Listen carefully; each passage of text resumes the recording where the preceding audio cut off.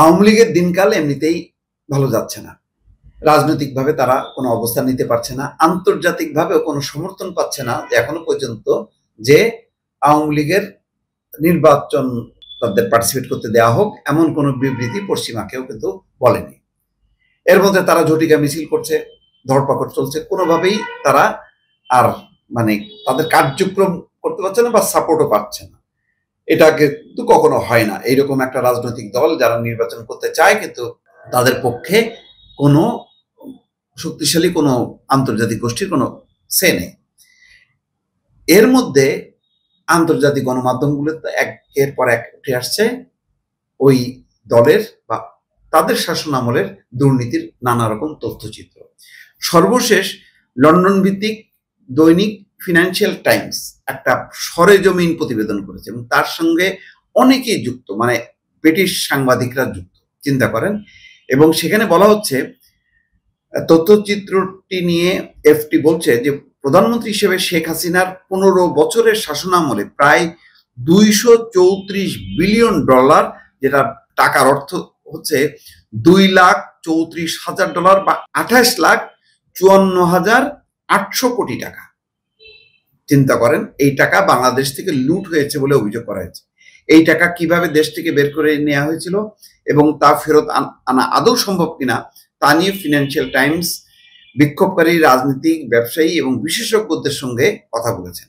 আপনি এটাকে কি করবেন দেখেন। এইটাতে বাংলাদেশের বৈষম্য বিরোধী দুই সমন্বয়কের সঙ্গে কথা বলেছেন, কিন্তু পুরো তথ্যচিত্রে বিভিন্ন তথ্য উপস্থাপন করেছেন এফটির দক্ষিণ এশিয়া ব্যুরো প্রধান জন রিড, এগ্রিকালচারাল ও commodity correspondent Susannah Savage, spotlight on corruption deputy director Helen Taylor এবং ওয়েস্টমিনিস্টার লবি দলের রিপোর্টার রাফি উদ্দিন।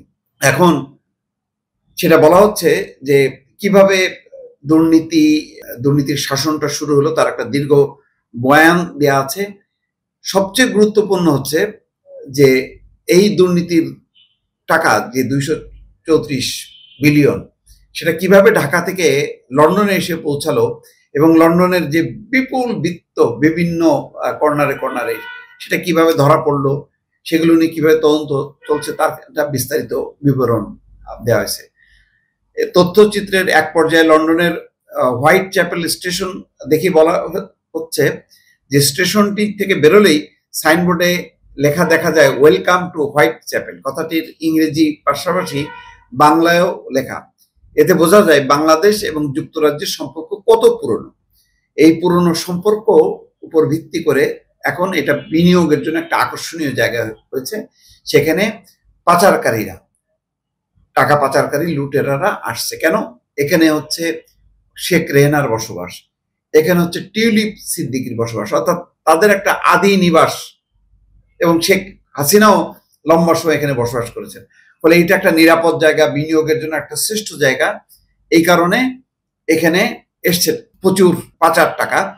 এখানে বলা হচ্ছে টিউলিপ সিদ্দিক সহ শেখ হাসিনা এবং শেখ রেহানার পরিবারের কয়েকজন সদস্য বাংলাদেশ কর্তৃপক্ষ দুর্নীতির যে তদন্ত করছে তাতে অবকাঠামো প্রকল্প থেকে অর্থ আত্মসাতের অভিযোগে অভিযুক্ত। দুই পরিবারের কয়েকজন সদস্যের বিরুদ্ধে ঢাকায় রাষ্ট্রীয় জমি বেআইনিভাবে প্রভাব খাটিয়ে দখলের অভিযোগের মামলাও আছে। এছাড়া সাম্প্রতিক বছরগুলিতে টিউলিপ সিদ্দিককে ঘিরে অনেক প্রশ্ন উঠেছে। এতে তার মন্ত্রিত্বের উপযুক্ততা নিয়ে সংশয় দেখা দেয়। তখন অভিযোগ ওঠে তার পরিবার নাকি দরিদ্র একটি দেশ থেকে অর্থ পাচার করেছে। এই পর্যায়ে সুজানা স্যাভিস বলছেন ফিনান্সিয়াল টাইমসের, আমি বাংলাদেশে বহু বছর থেকেছি আর বাংলাদেশ কাভার করেছি। সে সময় যুক্তরাজ্যে বাংলাদেশি অর্থ পাচারের বহু টিপস পেয়েছি।